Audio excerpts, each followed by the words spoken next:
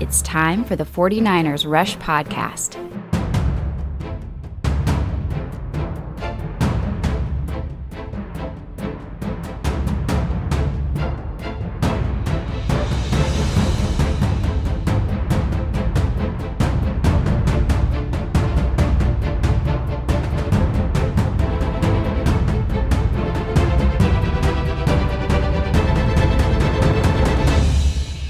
And here's your host, John Chapman. What is going on, faithful? It is absolutely incredible to be with you guys. I go on a quick little vacation for 2 days during my teacher spring break, and what could go wrong? A lot of good stuff. It's been great. So I do apologize for the absence. I had to go spend some time with the wife. It was incredible. Thank you for everybody that reached out. That was awesome. But man, we got a lot of stuff to talk about. And what we're going to be doing this episode, if you didn't see the title here, we're going to be going pros and cons, for and against each of the quarterback prospects, Dr. Jackal, Mr. Hyde, all those different things. We're playing both sides.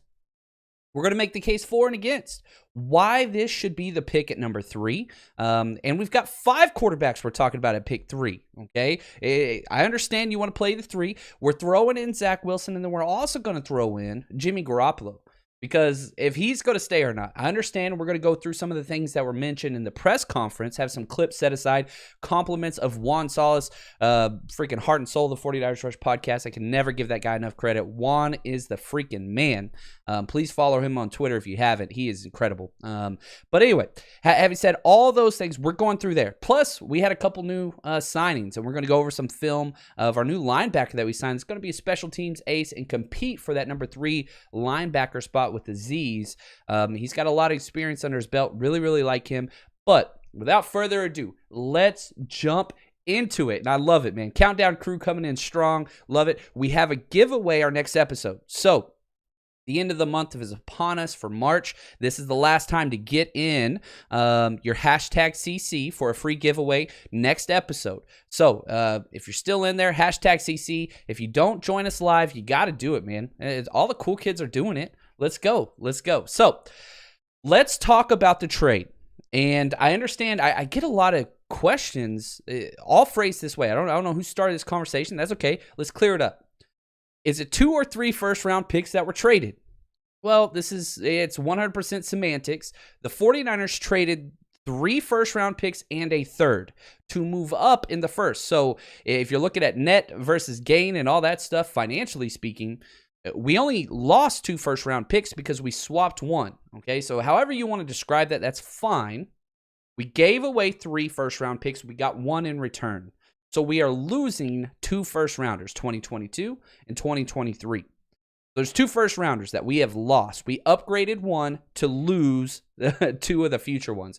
But you could say you lost 3 first-round picks because we did. We don't have the number 12 pick. We traded that away. That counts as 1 of the 3. I think I got about 15 emails on that asking me to change the verbiage. So understand this. We do get 1 first-rounder back, but we did trade away 3. Everybody's right. Everybody's wrong. We're all in this together. So once this trade took place, questions galore, because everybody was saying, the rumors as soon as this hit from lots of different people, basically said this: Kyle Shanahan and the 49ers were trying to get to 4, 5, 6. What? Okay, this is going to provide some context to a whole bunch of stuff, because if the 49ers were trying, talking to teams at the 4, 5, 6 spot, that means there's a lot of guys that they really, really liked. That's what we have to figure out. We got 29 days to figure this out before the draft. And by the way, we will be live during the draft. I keep forgetting to put this into my show notes, but we will be live on YouTube, Twitch, Periscope, all those things during days 1 and 2 of the draft. Host Chuck B is going to be joining me. He's awesome. He's an Eagles fan. Don't hold that against him. But it's going to be a complete Niner-centric podcast with film clips, all those things. We're going to be with you for 2 days. And I'm working to get you guys a pretty big giveaway. It's what we do.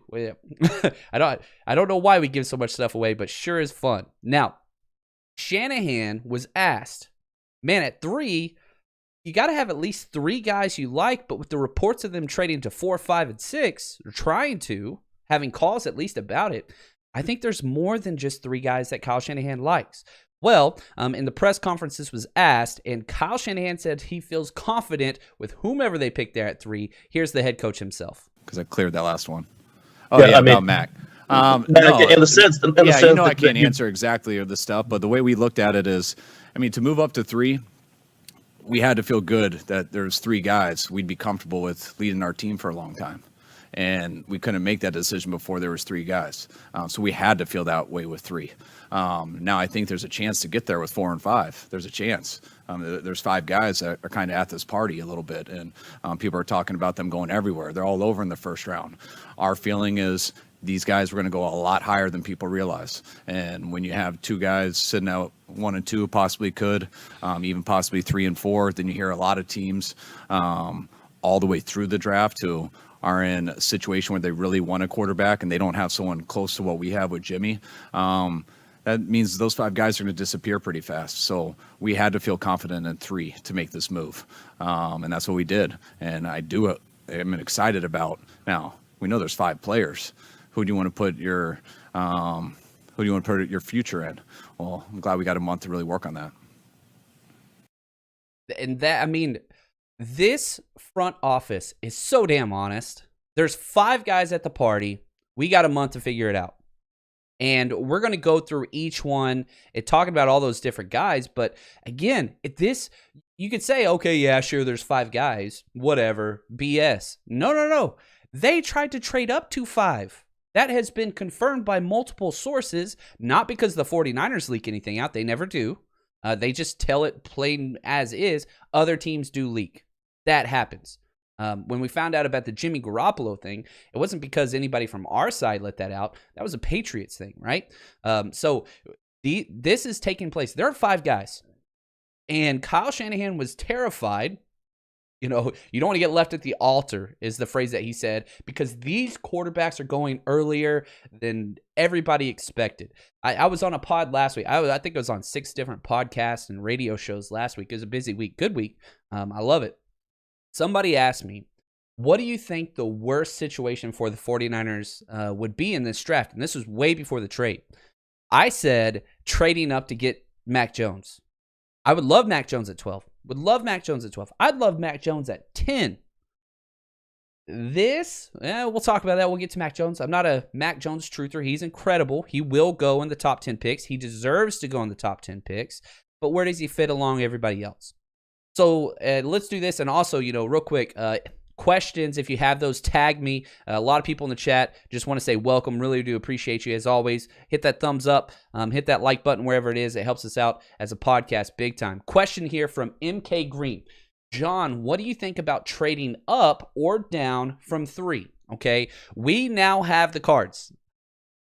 Again, if you're sticking with the theme, supposedly Kyle Shanahan never even called Robert Saleh and the Jets, which I don't believe that at all, about the number 2 pick.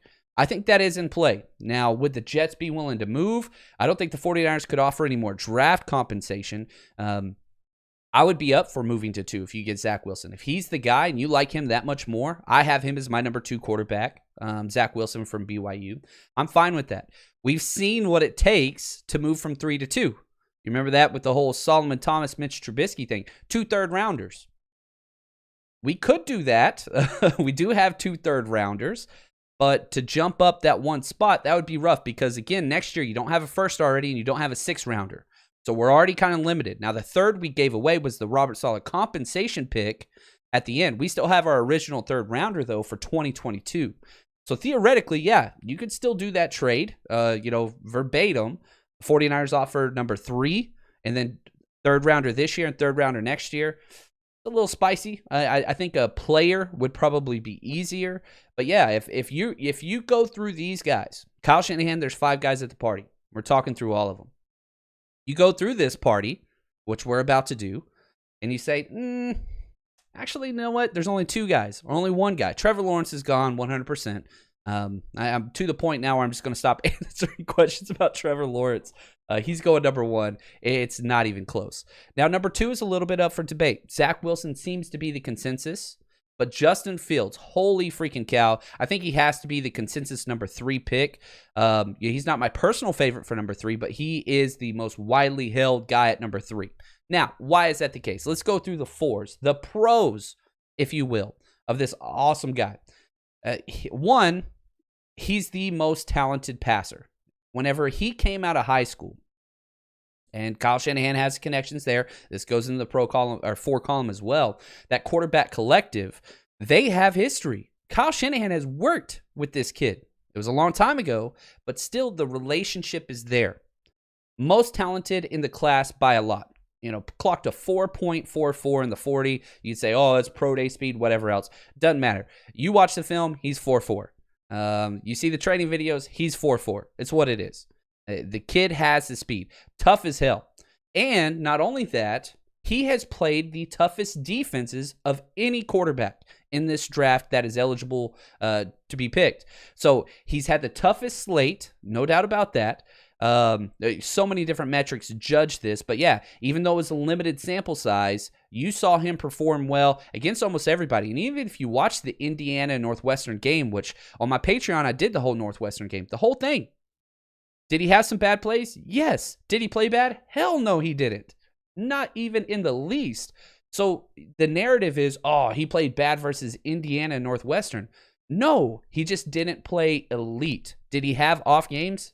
Yeah, it's a shortened season. It's conference play. Those things happen.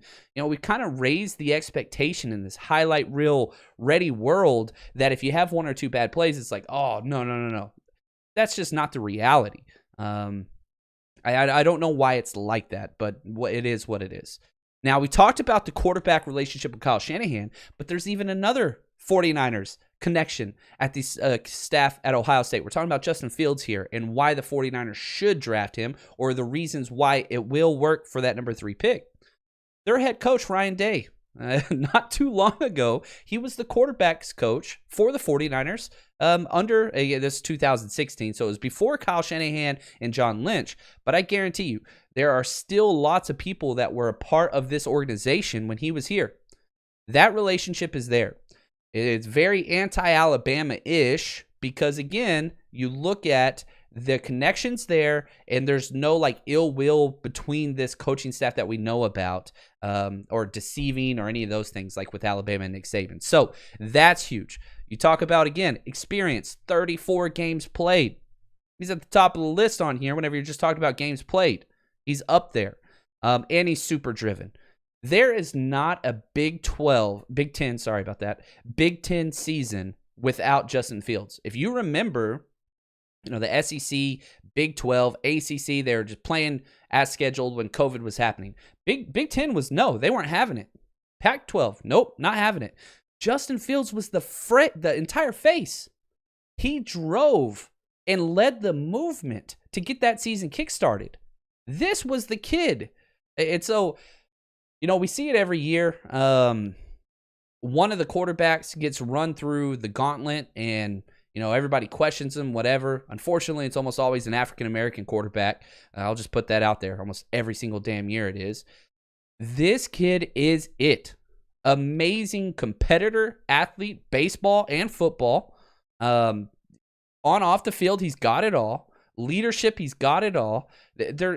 People are creating these narratives that don't exist for Justin Fields. They're not there. They are not there. They're grasping at straws. But again, it seems like, the media every single year is going to pick one person to try to poke as many holes as possible.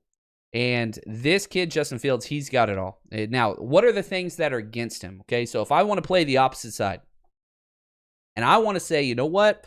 Maybe Justin Fields isn't the guy. Why? How do you talk yourself out of this? Here's what you got to say. Well, the Ohio State system is bad. What's a Ohio State quarterback that has been successful? One, that's boring as hell. I don't like the Ohio State system because it doesn't translate. It's very quarterback friendly, and it's an option route based system, passing tree system. What's that mean? It means there's no timing. It's not a timing concept. The receiver's going to post 7 yards upfield, and the quarterback has to watch to see if the wide receiver is going to break off his route and come to the quarterback or break it off and go deep. You can't really make your decisions early on.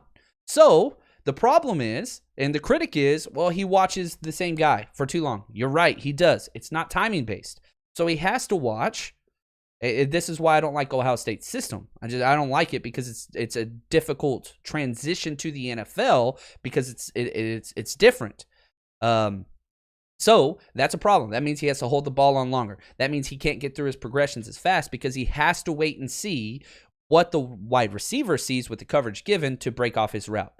So that's a problem. He didn't have that in Georgia, and he transferred from Georgia to Ohio State. Also, his progressions improved throughout the year 2020, and he only played a limited season, but it got better and better. There are some games where you watch Justin Fields and you're like, oh gosh, he just stared at the same guy the whole time. That is a problem. That is a concern. But you have to be able to watch that and say, are progressions always the issue? They are not. They're not always the issue because he gets through them. I have several different clips where he gets through them. But it is a mild concern. It's being a little blown up too much about getting through read progression. Totally, no, you don't understand the systems that are there. It is an issue. It's not that big of an issue, if that makes sense. Holds on the ball too long. That is one thing you can say. Okay, that is a legit criticism. 3.11 seconds average time to release of the pass. And because of this, he does have a Superman mentality where he does not throw the ball away. He does not like to check down. He wants to gun the ball deep nonstop. I mean, the dude just airs the ball out nonstop all the time. I mean, if you're looking at average depth of position of target and all those things, how many, air yards and all that, he's at the forefront. 12.6 average depth of target. This guy doesn't know what a check down is to save his life. That's a problem because he doesn't save his life. He's 6'3", 223. He will take a hit. CJ Beathard-esque pocket awareness where it doesn't matter if people are coming, he's hanging in there, he's going to deliver it. He doesn't care if he gets hit. That's a positive and a negative there. So kind of take that for whatever else. I love Justin Fields. I want them to pick Justin Fields. He's not my favorite, but I'd be so happy. Justin Fields would be perfect in this offense. I love it. Now, and I see Johnny. I see you on there. Justin Fields, no matter what. Yeah, that's awesome. So, and I'm going to get to your question, Drew. He says, John, why do analysts say we're taking Mac Jones? He did average in college with all the Alabama talent around him. He was better than average. Won the national championship for sure. He was elite. But yeah, we're going to get there. I'm not the biggest Mac guy at all. So you kind of take that for whatever. Niner Drag asked this. Which quarterback outside of Lawrence could come in right away and run this offense with success? And this is going to be a little contrary to what's being put out there in the media. My answer is Trey Lance. And everybody's like, whoa. He's only played 1 year. He's had a year off. Oh, the level of competition isn't there. I don't care. I don't care. If you look at quarterbacks or quarterback systems for the people that want to scout the helmet, that's fine. We'll play that game. Which quarterback out of all these universities has been able to come in and start and play at a high level their rookie year? The only one that you can say that is North Dakota State. That's it. Carson Wentz. He played so well, he practiced so well early that the Eagles were able to trade away Sam Bradford for those first-round picks. I don't know if you remember that. It was one of the biggest horse fleecing trades I've seen in a long time.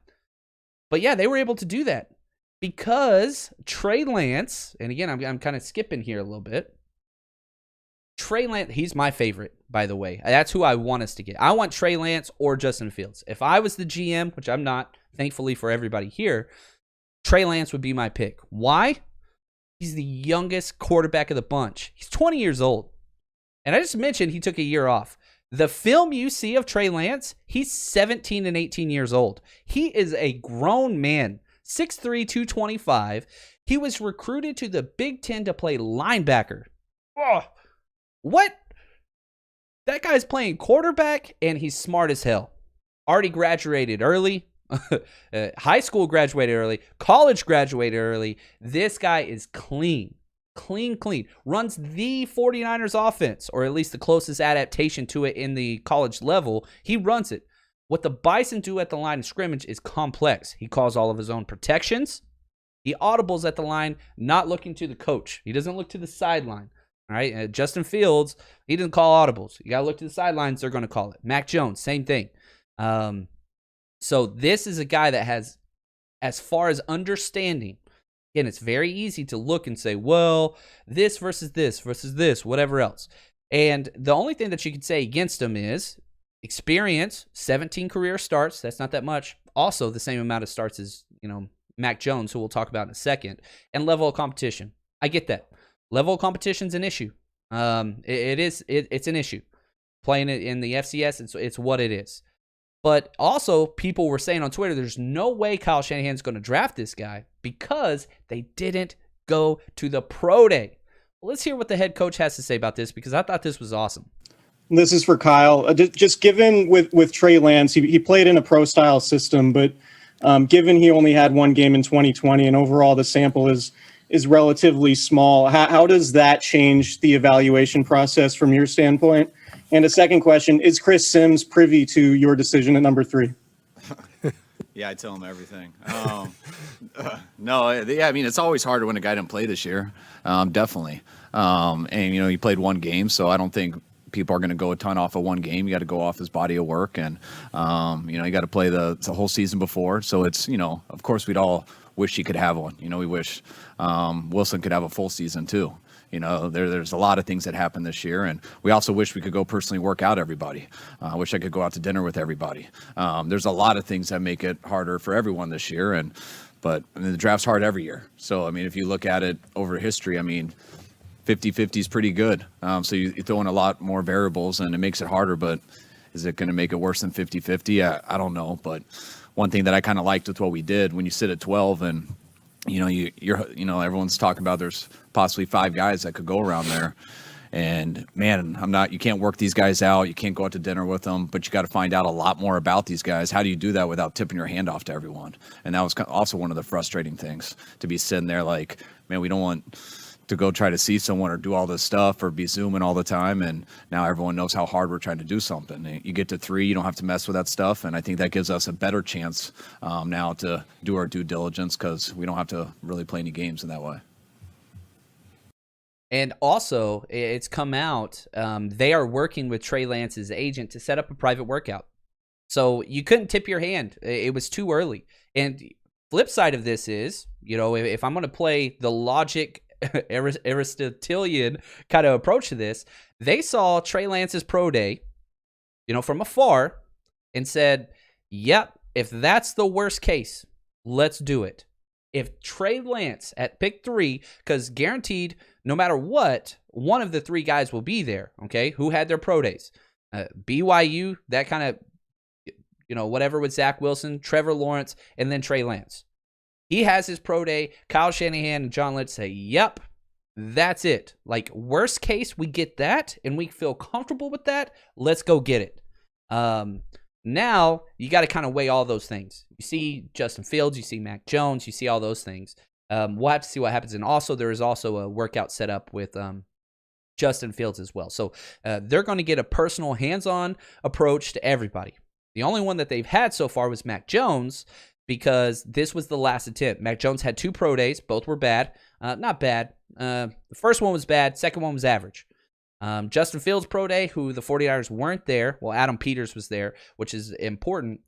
It was incredible. A lot of people say one of the best pro days ever. Quick question here from AA Ron. John, there's been some talk knocking Lance for his accuracy compared to Fields. Yes, that is a legitimate concern. Now, he puts a little context to this, and I think AA Ron listens to the show. He knows what's up. Is part of that due to Lance hitting more of his receivers in stride and Fields hitting more stationary guys? There's a big difference in this offense. A lot of the plays that you're going to have in North Dakota State's, there's 2 or 3 guys out on routes. Again, very similar to the 49ers. 2 or 3 guys out on routes. That's it. It's a predominantly run-heavy scheme. You look at Fields, he's got 4 to 5 wide receivers every single play and a running back. So there's a big difference. You don't get a lot of separation. You're not finding a lot of wide open throws for Trey Lance. They exist. They are there, but they're worlds apart. But accuracy is an issue when you are looking at Trey Lance's game. So why am I so high on him? With the quarterback position, and I think this will lead us into our number 3 guy. With the quarterback position, you have to look at height, ceiling, expectation, growing. He's 20 years old. The film you watched, he was 18. And he's putting this clinic on. Can he improve? You look at top quarterbacks in the league, okay?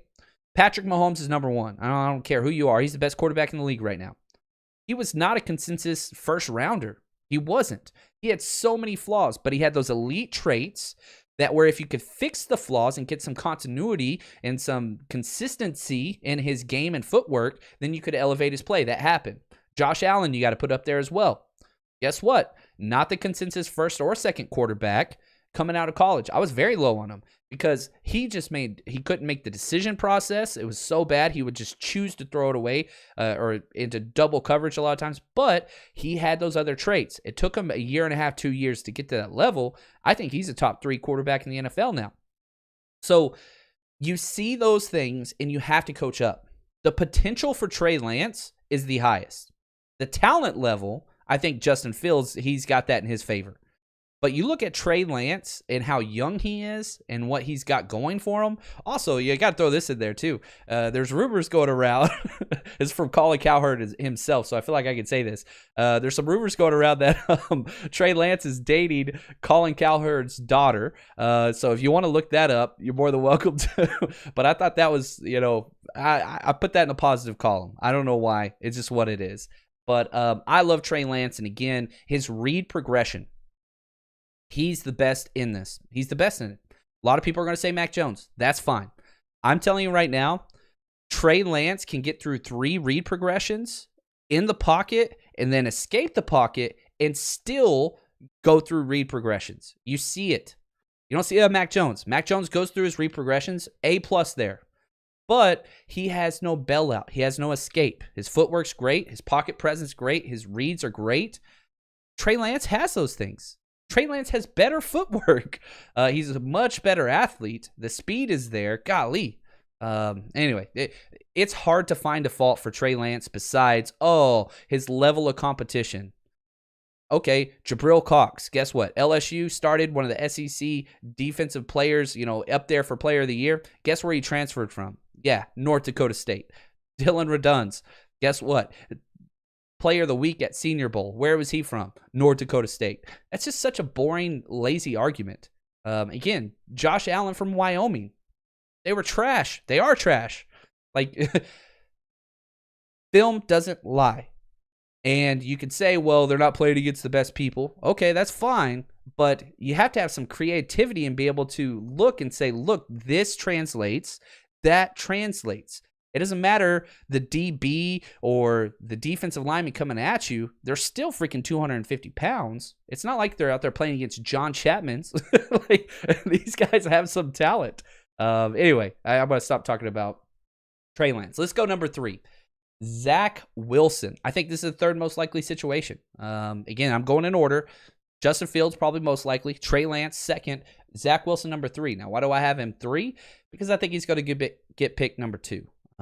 Is there a chance that he falls? Yes, there is.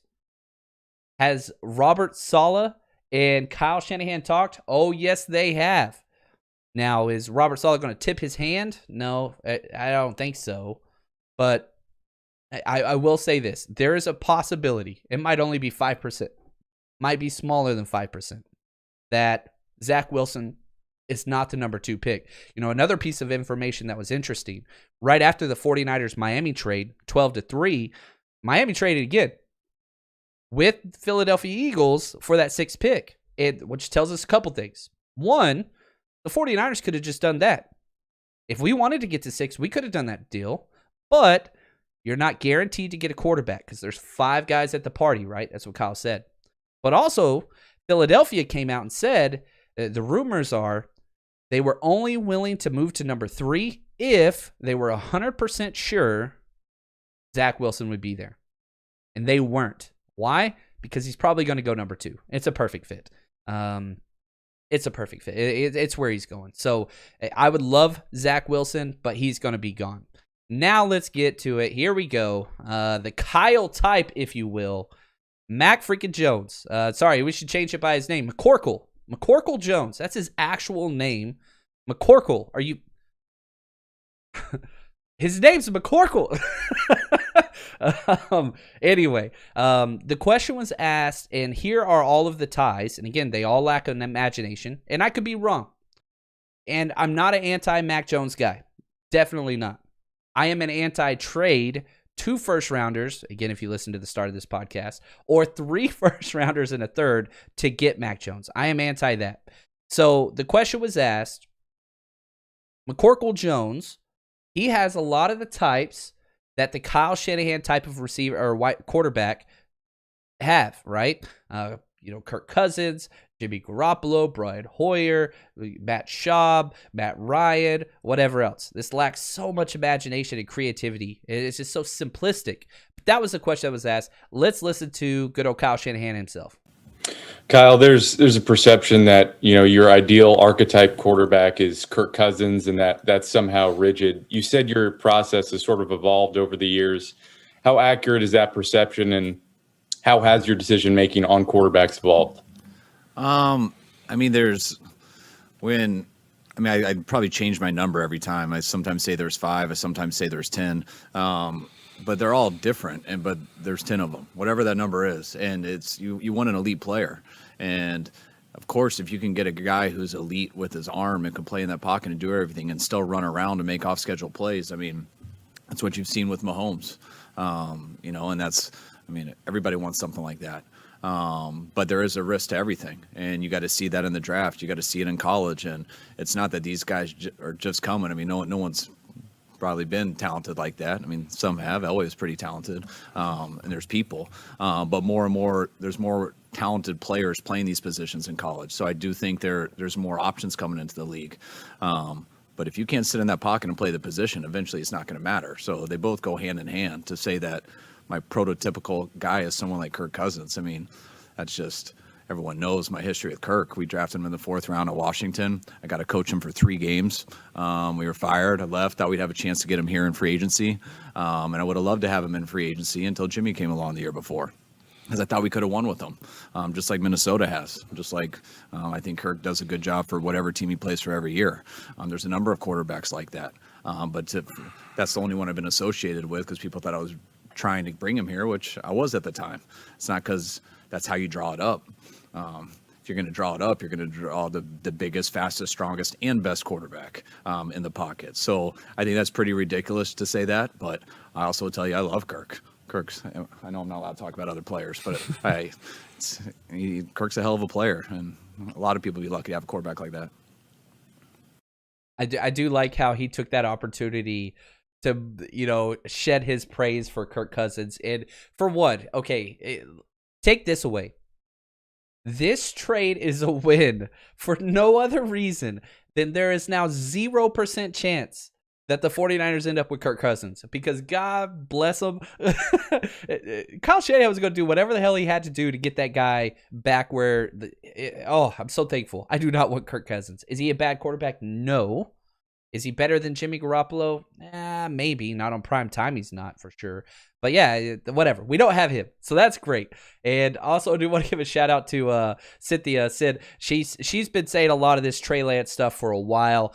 She's incredible. Thank you, Sid. One of my favorite people to interact with. Shout out to you, girl. Now, Mac Jones. He does fit the Kyle type. And Kyle Shanahan said, yeah, you want the off-platform Mahomes type, whatever plays Josh Allen. But that doesn't matter if you don't have pocket presence. That's first and foremost. You go back through Bill Walsh and his scouting notes whenever he developed his scouting academy once he got out of the NFL. It's incredible. Just so much detail he writes about evaluating the quarterback position. And he goes through read progression, pocket awareness. Those 2 things are supreme. It's not arm talent. It's not mobility. It's not any of those things. So, all right, cool. And here's the argument I get all the time with Mac Jones. Look at Tom Brady. Tom Brady is the exception to the rule in all cases. If you are arguing for Tom Brady, you shouldn't be talking about drafting Mac Jones in the first round. You should talk about drafting a quarterback, Kellen Mond, in the 5th round, whatever else, because that's what happened to Tom Brady, right? Why don't you just wait for a quarterback to be 42 and win a Super Bowl? It's so easy. Not how it works. Mac Jones, what does he have going for him? Okay, so let's try to do this. This is difficult for me. I'm not a Mac Jones guy. But why should the 49ers take Mac Jones at 3? That just grossed me out saying it. Quick release, man, he's got super quick release. Pocket presence, A1. It's perfect. Read progression, very, very good. He is a quote-unquote cerebral quarterback that understands where everybody needs to be all the time. That's great. Elite production, won the national championship. Okay? Now let's look at the flip side. You could tear each one of those apart, and probably could do that with all of these different prospects, to be honest with you. One, how important is football to this kid? Why? I don't know why people aren't asking this. He's got major red flags, character and football-wise. One, he had a DUI during football season. He was a freshman in college. All right, that's cool. You could say, all right, Dak Prescott, same situation. I would say Dak Prescott's DUI was worse because that was like his senior season leading up to the draft, whatever else. This guy had a DUI during football season with a fake ID. So this was like, I get it. You're a college freshman, whatever else. There's a huge question there that you're doing that crap during football season. Why are you out? No, just no. One, he was underage. That's why he had a fake ID. Whatever else. So that's one red flag. Number 2, have you seen this kid with his shirt off? Ugh. Looks like me, but worse. That's awful. How the hell do you go through Alabama's 4 years of their program and not get in shape? What the hell? Like, why are we not asking these questions? Well, you don't need to, look, whatever, jack to be quarterback. You're right. If you're on the Jay Cutler workout plan, good Lord, this dude eating hot dogs on the damn sideline. I'm not trying to fat shame anybody. That's not the issue here. Again, he probably looks a little better than me. We're tied. I'm 38 though. Come on, man. I don't go through this elite football program and not develop physically. How the hell is that possible? That just raises such a big red flag to me. That Alabama has one of the greatest strength and conditioning programs in the world, and this guy can't get in shape. Why are these questions not being asked? You have to question this kid's character, or at least his commitment to football. He might be the greatest person that's ever, amazing human being, whatever, I don't care. You don't go out and party and get drunk during football season, 1. Number 2, you at least got to run some laps and get in shape. Am I wrong? I don't know if I'm wrong. That's a problem for me. Also, inexperience. You dock Trey Lance. Guess how many career starts this guy's got? Mac Jones, 17. The same number. Yeah, it's in the SEC. I got to give you that. Level competition's there. Now, the other reason is this. He's the oldest quarterback of the bunch. He's already 22 years old. Now, 22 is not old, but he is older than everybody else. Also, I do have to say, Justin Fields is 22 as well. Considerably younger. I think about 7 months younger. I could be wrong. Don't hold me to that. Younger than Mac Jones, but that does play into the equation. Also, he was surrounded by the most elite talent ever. He's going to have 2 wide receivers drafted in the top 10. 2 of them. His running back, first-round running back. Best O-line in college football. So was the success because of them? Look at Alabama's track record. You want to knock OSU, Ohio State University, because of their quarterback track record? Try to look at Alabama's. Their most successful quarterback in Alabama in the past, 20 years? It's Tua, who's 6-3 and still got some questions with what's going on. I like Tua. I do like Tua. But that's the most successful quarterback from that, whatever. And they have proven they can win with subprime quarterback play. I don't think that Mac Jones was subprime quarterback play. I don't. Again, if the 49ers were at 12, I would have been fine with Mac Jones. I think he's just kind of a Jimmy guy, right? Doesn't really provide anything new. You don't get to extend any plays. Let's say he's better than Jimmy. I'm fine with that argument. But you don't trade. You don't swap first rounders plus 2 other first rounders and a 3rd round pick to get something that might be a little bit better. No mobility. Arm strength average at best. It's just not there. But again, back to the pros. Is there a possibility we could take Mac Jones? Yes, it is. I'm saying I don't see it. There's no way in hell you trade all the way up to 3 if you want Mac Jones. I just don't get it. I don't get it. Yeah, how do you go back to that draft? And we started talking about this earlier. That Mitchell Trubisky draft. How do you take the least mobile, least experienced guy out there with the least physical tools possible? You take Mitchell Trubisky and you leave Deshaun Watson and Patrick Mahomes on the board. Man, it's identical. It's identical. Now, do I think Mac Jones is going to be a bust or whatever else? Absolutely not. I think, and this is key, and a big reason why me and a lot of other people argue this, drafting philosophy, roster construction, all those things are important because Tony Gwynn's one of my favorite players of all time. Singles and doubles got him into the Hall of Fame. It's incredible. And I don't like busts, right? Except, I'm not saying I like busts. Whatever. It's going to go another way. I already know the comment section is going to like that one. Whatever. I do. This is going bad. But the idea is this. At the quarterback position, you don't draft for singles. You don't draft for doubles. You don't draft for safe. No. And you sure as hell don't trade 3 first-round picks and a third to play it safe.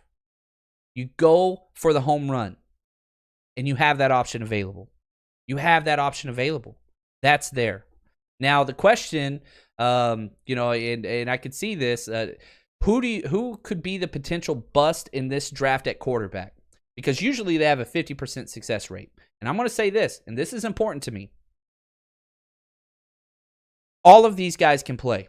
All of these guys can be successful. Usually, the busts go to shitty situations. You look at Josh Rosen. He was my number 1 player on the board that year. Number 1. And again, was I wrong? Hell yeah, I was wrong. I was way off. I love Josh Rosen's tape. But I said verbatim, if he goes and plays behind a bad offensive line, he will not be successful. He went to the 2 worst offensive line teams in the NFL, the Cardinals and then, the Dolphins. Now he's with the 49ers. Is he destroyed? Is there anything there to save? I don't know. So the bust isn't so much the player. But I can tell you this right now. If you're looking at, who's going to go where, the Jets are a good spot. They didn't do much in free agency to create a positive atmosphere for a quarterback. Their O-line's got some major issues. They got a lot of draft picks. I'm telling you right now, if I'm a quarterback and I'm looking at where I'm going, and you're talking about all these quarterback-needy teams, Jacksonville, the Jets, 49ers,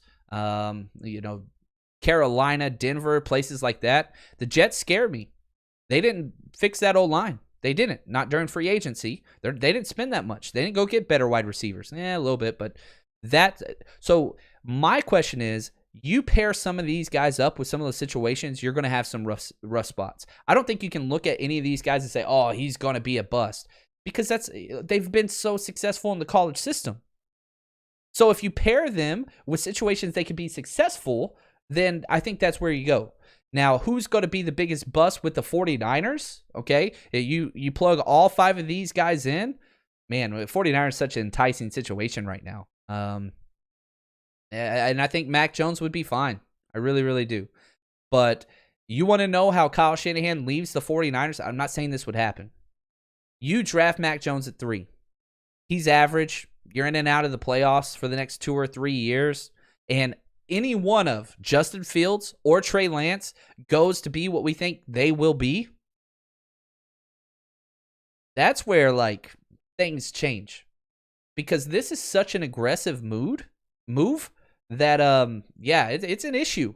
And so this is going to forever be tied to Kyle Shanahan. Forever.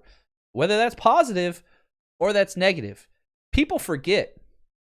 Andy Reid never won a Super Bowl. Never. He never did. And that clung to him for 25 years in the NFL? Then he went up and got his guy. And he got, that Super Bowl ring. Now the rest is history. That catapulted Andy Reid into one of the top coaches, whatever, NFL history and track record. It solidified it. But it's not always that way. And, Kyle Shanahan is widely regarded as, a top 5 signal caller. The locker room, he's built all those things. And you throw John Lynch in this equation as well. But when you push all your chips into the table, it kind of gives you an opportunity to, one, you get that whole pot back if you got the winning hand, or you lose it all. Now, again, I don't think Kyle Shanahan's being run out of town, nothing along those lines.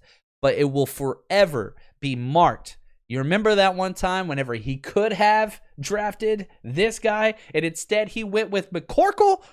The hell kind of name is that? Anyway, my name's John. I'm named after a toilet. I don't know why I'm complaining. But anyway, so that's my pros and for each one of those players. Now I want to talk about Jimmy Garoppolo because I think this is key, and it bears as much weight, if not more, financially on the team, the 49ers. Moving forward. So let's let the coach kind of introduce it. Okay, here's the question. What does this mean for Jimmy? All of those things. Here we go. Here's the head coach.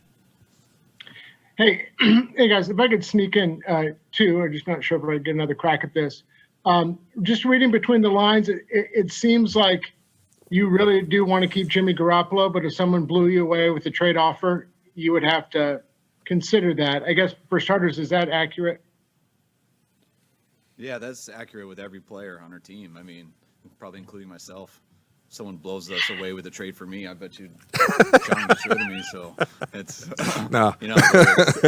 That's, definitely. I mean, we're in a situation where when you bring in a starting quarterback, when you bring in a rookie quarterback, to me, it's always better, especially on the team that you have. If you got a veteran starter there already who you like and you're comfortable winning with, that's usually the direction you want to go, and not throw someone else out into the fire until they're fully ready.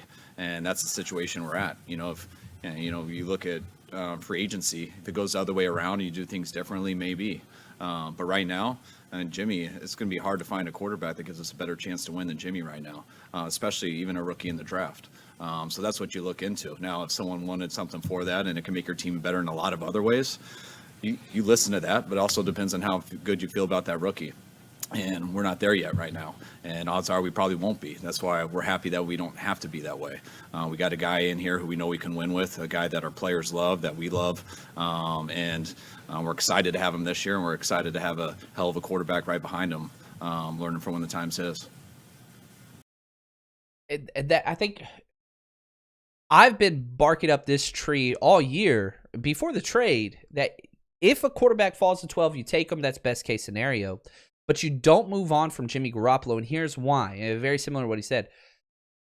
You want long-term growth. This is a Alex Smith to Patrick Mahomes transition, not the Bengals, who we get to play this year for our 17th game. Pretty excited about that. But whatever, I digress. Remember, our quarterbacks get hit the most in the NFL. We have a great offensive line, but we draft first for the run game, a second for the pass, pass protection. That's just Kyle Shanahan MO. It's what it's always been. If you find a guy who could do both, like Trent Williams, that's great. Those are rare and far between. I think Ben Garland is one of those. I think our O-line has improved this year over last year. I don't think anybody disagrees with that. But we still have Mike McGlinchey at right tackle. We still have Daniel Brunskill at right guard. Both elite run blockers. Pass protection from those positions, not that great. Let's see what happens. What happens? Let's say you get a trade for Jimmy Garoppolo. Okay, cool. Awesome. Somebody goes down. What happens then? What does that look like? Now you're right back to where you were. You're going to have Josh Rosen out there starting. Again, not knocking Josh Rosen, but it's not what you want, right? And so I think the idea for Jimmy is this. One, if you get a deal, if you can get a second rounder, a top 50 pick, I'm not even taking anywhere, I don't want a back end second round pick. I want a top 50 pick. If I can't get a top 50 pick, then I'm not taking the deal. That's just me personally. Now you look at it, okay, let's look at the teams. Because there's not as many QB needy teams as there were for a Jimmy Garoppolo. Because the contract, you got to take that on. That's huge. So to trade for him, you got to take that contract. And then two, he's not your idea for the future. New England wanted him. They did. We said no because we didn't have the trade lined up yet. And I love that. I'm so glad we're covering our bases. That's huge. Worst case scenario for the 49ers is Jimmy Garoppolo. I'm happy. But New England went out and signed Cam to a pretty big 1-year deal. Why trade for him now? You've got Cam. Does it make any sense to have Cam and Jimmy Garoppolo on the same roster the same year? I don't like it. But let's just say hypothetically, New England says, you know what, we still want them. And New England's picking, number 46? I'd take that deal in a second. Yeah, you give me that second round pick. 49ers would have the 43 pick and the 46 pick. Yeah. Oh my gosh, I'd do that. But I just don't see it. Next year, Cam's on a 1-year deal. If Cam doesn't pan out and improve with all the additions that the Patriots made, man, I think you'll be able to get even more for him next year. I do.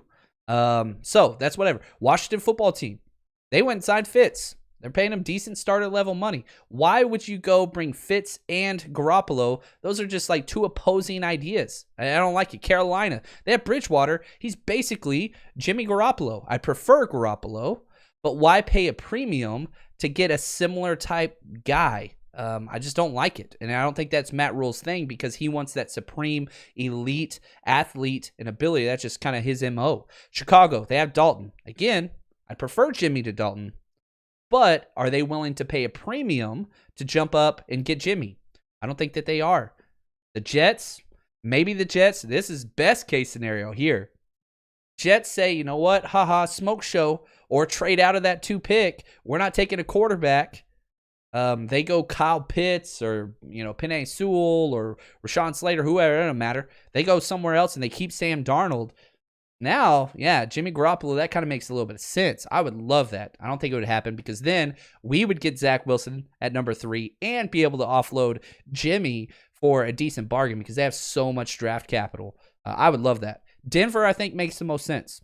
The Broncos, we have a history, trading quarterbacks back and forth, even the Colin Kaepernick deal that fell apart, whatever else, it doesn't matter. The relationship between those front offices is huge. John Lynch, and, what's his name? That old quarterback. I don't even want to say his name. They have the number 40 pick. That'd be best case scenario. I like it. I don't think it'll happen. But that's what it is. And we need 2 QBs. So even if you do trade Jimmy Garoppolo, you're going to have to bring somebody else in that's a veteran. So let's say you unload Jimmy for a 2. You save so much money cap-wise. All right, cool. I'm down for that. The money details, they're pretty big.